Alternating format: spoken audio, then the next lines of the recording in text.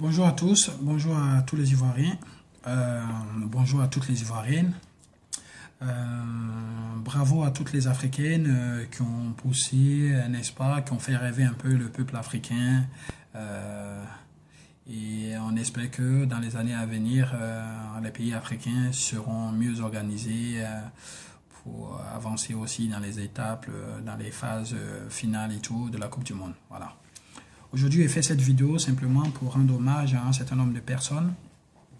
Un certain nombre de personnes qui très vite ont compris que la souffrance de l'Afrique a été le fait de l'Europe et que contrairement à ce que certains pensent, certes, on n'est plus victime de la colonisation, on n'est plus victime de l'esclavage, mais que l'Occident, donc le colon revient sous d'autres formes, à savoir qu'il utilise maintenant nos propres frères pour essayer de, voilà, d'étendre toujours sa domination. C'est pour ça, à chaque fois, je vous dis, je vous explique, j'explique aux Ivoiriens qu'en gros, des personnes comme Alassane Ouattara, des personnes comme Soro Guillaume, comme tous ceux qui sont au pouvoir dans un certain nombre de pays africains et tout, au-delà de cela, il faut voir le néocolonialisme. Au-delà de cela, il faut voir la mainmise de l'Occident. Nous vivons à l'Occident, tout, en Occident. Donc, vous comprendrez qu'à l'époque, on parlait déjà de la non-ingérence, donc le droit de souveraineté. Donc, le droit de souveraineté qui est sous Nicolas Sarkozy en France va devenir par exemple le droit d'ingérence. Donc, désormais, quand dans un pays il y a un mécontentement, il ne faudrait pas laisser ce pays s'autogérer, il faudrait s'ingérer, n'est-ce pas, pour réguler, soi-disant, n'est-ce pas. Donc, pour moi, Soro Guillaume, Alassane Ouattara, c'est des personnes qui sont au service d'un grand système, qui les dépassent eux-mêmes, donc qui ne font qu'obéir et tout. Donc à partir du moment où ils obéissent à un certain nombre de choses, moi je préfère m'attaquer, je préfère discuter avec celui qui leur donne un certain nombre d'instructions que de discuter avec eux-mêmes. Donc en soi, je n'ai pas d'animosité envers eux. En soi, j'estime que c'est des personnes qui sont tout autant manipulées que les autres Africains. Voilà, ça c'est le premier point. Le deuxième point, je fais juste cette vidéo pour rendre un peu hommage à tous ces Ivoiriens, n'est-ce pas, qui au-delà de tout ce qui s'est passé en Côte d'Ivoire, ont compris très tôt le système et qui l'ont combattu médiatiquement, qui l'ont combattu en essayant d'établir la vérité, ce que nous faisons au quotidien. Au nombre de ces personnes-là, je vais citer en premier Alain Toussaint. Voilà. Alain Toussaint, pendant que tout le monde avait peur des représailles en Côte d'Ivoire, pendant que les gens avaient peur qu'on tue leurs parents, pendant que les gens avaient peur que leur village soit brûlé, mais Alain Toussaint, il prenait son courage à deux mains pour être sur un certain nombre de plateaux télé, où il débattait face à Fossi Bamba, face à Venance Conan, face à Touré Mamadou, face à tous les représentants du RDR. Pourquoi l'a-t-il fait? Parce que simplement, on pensait que le fait d'échanger sur un certain nombre de plateaux télé, de discuter, on allait pouvoir trouver des solutions convergentes. Donc voilà. Donc en gros, Alain Toussaint, ça a toujours été quelqu'un qui a toujours envie de débattre, d'apporter sa part de vérité. Et voilà. Et nous, on aurait aimé que toujours il y ait cette contradiction, cet esprit d'échange et tout anti-ivoirien. Voilà. Donc bravo à Alain Toussaint pour tout ce qu'il a fait, même si certains oublient. À l'époque, on a vu et tout que un certain nombre de personnes comme Bernard Houdin, comme Kone Katina, étaient partis restructurer tout ce qui est porte-parole là. Ils nous ont fait comprendre que voilà, le porte-parole là, c'était le seul organe habilité, n'est-ce pas, à parler au nom de Gbagbo. Mais voilà, à cet organe-là, nous, on est tenté de dire simplement qu'il n'y a pas que Gbagbo qui fait la Côte d'Ivoire. Gbagbo fait partie de celui qui a représenté vraiment les intérêts de la Côte d'Ivoire. Mais au-delà de ça, si moi j'ai envie de m'exprimer sur la condition de vie de ma famille, j'ai pas besoin de passer par le porte-parole là. Voilà. Et le deuxième point que je vais dire aussi au porte-parole là, c'est que le porte-parole là est une supercherie. Et le livre de Gbagbo qui sort bientôt, qui est sorti là, Gbagbo explique qui fait quoi, qui a fait quoi, quels sont ceux qui sont les charognards, les vautours et tout. Donc la vérité se saura. On saura qui a fait quoi le moment venu. Simplement, moi je veux dire que quand on est dans un pays, donc comme tous les exilés, et qu'on demande l'asile politique, la première des conditions que ce pays qui doit vous donner l'asile politique vous dit, c'est de vous faire comprendre que dans leur pays, donc dans le pays qui va vous donner l'asile politique, vous n'avez pas le droit de faire de la politique. Donc comment est-ce que, n'ayant pas le droit de faire de la politique dans un pays, on devient porte-parole politique de quelqu'un qu'on prétend défendre? Donc voilà, si c'est aberrant, c'est toute une contradiction. Et ça, nous nous sommes efforcés à l'époque et tout à expliquer qu'il n'y avait pas de monopole de la parole et que toutes les bonnes volontés ivoiriennes, toutes les initiatives individuelles, personnelles des Ivoiriens en vue de rétablir la vérité, en vue d'apporter un certain nombre d'éclaircissements à la cause ivoirienne étaient la bienvenue. On était taxés de tous les noms. Comment vous-même, vous, Ivoiriens, qui prétendez que le combat que vous menez est un combat contre le néocolonialisme, est un combat contre l'Occident, vous voulez avoir pour représentant de cette cause Bernard Oudin qui est lui-même blanc. Donc ça veut dire que sur un plateau télé, on dit la Côte d'Ivoire est représentée ce soir par un blanc. Mais s'il n'y a aucun talent noir, ivoirien, censé reprendre la cause ivoirienne et que les Ivoiriens doivent s'exprimer, leur voix doivent être portée par un blanc face au blanc, je crois qu'on revient à la case départ, hein, un peu comme au Monopoly. Donc voilà. Mais tout le monde comprend maintenant que dans une cause, dans une lutte, il y a un certain nombre de symboles. Il y a un certain nombre de symboles forts quand tu luttes contre le blanc. Donc contre le système blanc, je ne dis pas le blanc en général, tu ne peux pas prendre un blanc pour te représenter. Ça, c'est le b.a.-ba. Deuxième point, quand on dit on lutte contre le blanc, il y a certains qui nous diront, oui, mais parmi nous et tout, il y a des blancs qui luttent avec nous. Mais c'est quoi? Une goutte d'eau dans la mer, ce n'est rien du tout. Voilà. En Afrique du Sud, pendant que Mandela, un certain nombre de personnes luttaient, il y avait des blancs qui soutenaient leur cause. Mais ces blancs-là n'étaient pas mis en avant. C'est justement ce qu'on vous dit. Donc voilà, aujourd'hui, l'histoire, le temps passant, les révélations tombantes, on va comprendre que effectivement il y avait un certain nombre d'erreurs de stratégie. Deuxième point, à l'époque, je disais aussi que, à l'image de Nicolas Sarkozy, chaque fois qu'il est attaqué, il vient sur les médias télé pour dire sa part de vérité.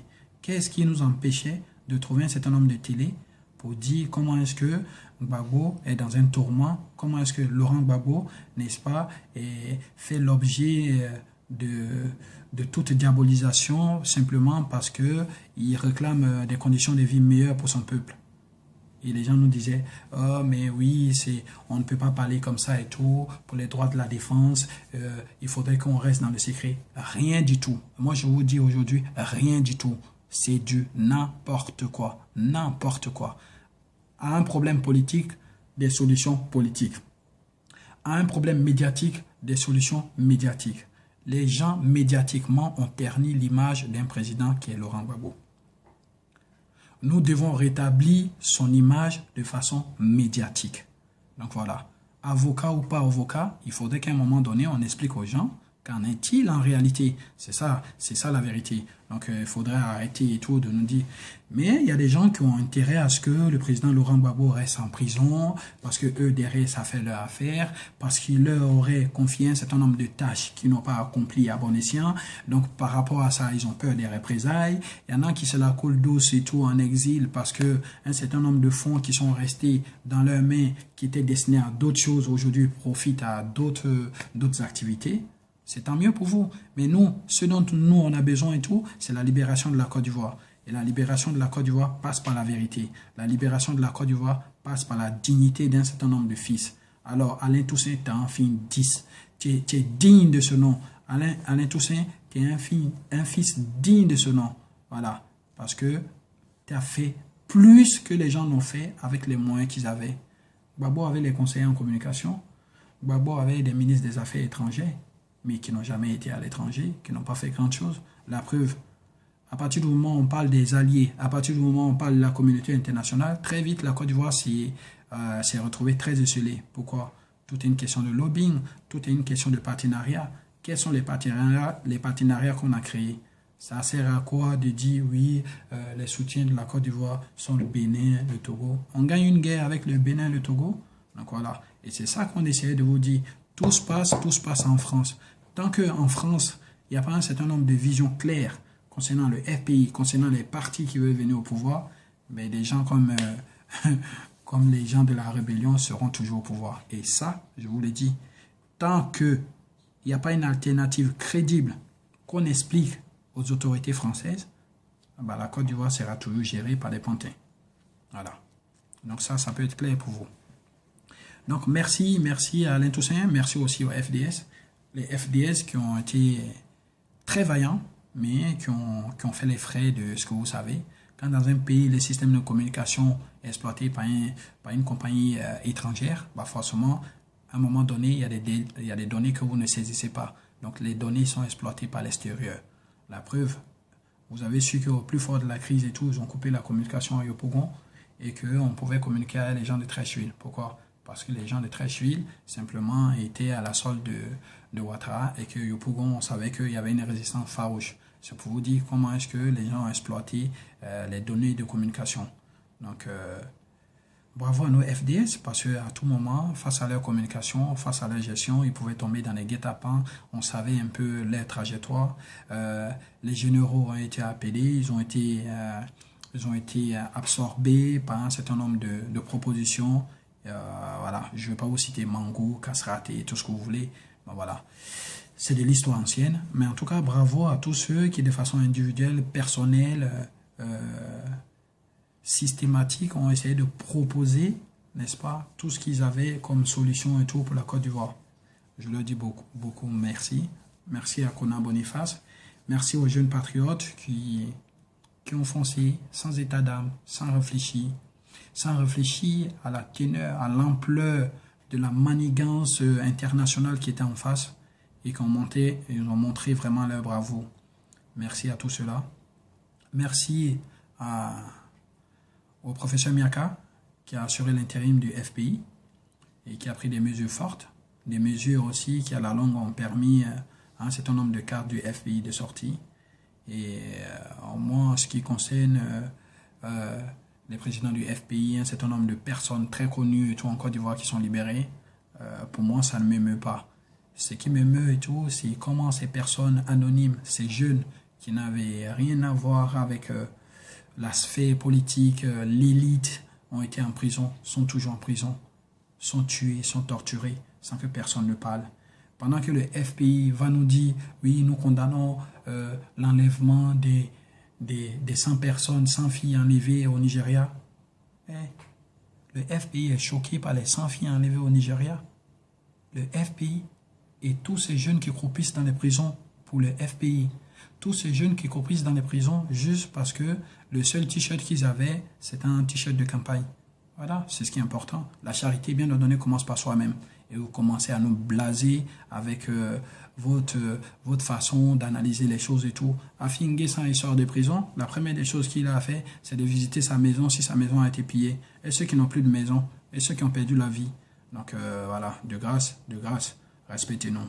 Respectez-nous, respectez-nous.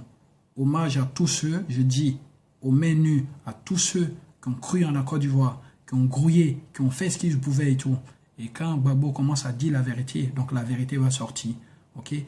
Tous ceux qui ont entouré Gbagbo comme des charognards, comme des vautours, qui ont passé leur temps à manger chez lui, mais qui ont été incapables de donner ne serait-ce que des centimes pour qu'on puisse parler de ce monsieur-là sur les plateaux télé.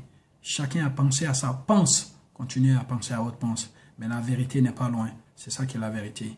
Merci beaucoup à Elé. Merci à l'imposteur. Flora l'Ivoirienne. Merci à Lavra. Merci à Eugène Tagro. Merci à Willy Bla. Merci à Abel Naki. Merci à Mariapo. Merci à l'imposteur. Armand Dago. Franck Niali. Waï Mathieu. Toutes ces personnes qui ont mis leur vie entre parenthèses, toutes ces personnes qui ont mis leur vie professionnelle, affective, entre parenthèses, pour essayer de toucher les personnes là où il faut, pour expliquer que la réalité en Côte d'Ivoire est autre que celle qu'on vous montre à la télé. Merci à toutes ces personnes-là. Et ce qui m'importe, c'est les militants lambda et pas les soi-disant élites qui passent leur temps à croire que forcément la destinée de la Côte d'Ivoire dépend d'eux et que chaque orientation qu'ils prennent, nous, on les suivra comme des moutons. Non, c'est pas parce que vous êtes syndiqué, c'est pas parce que vous êtes dans un parti que forcément ce que vous dites est parole d'évangile. Merci. Bonne soirée.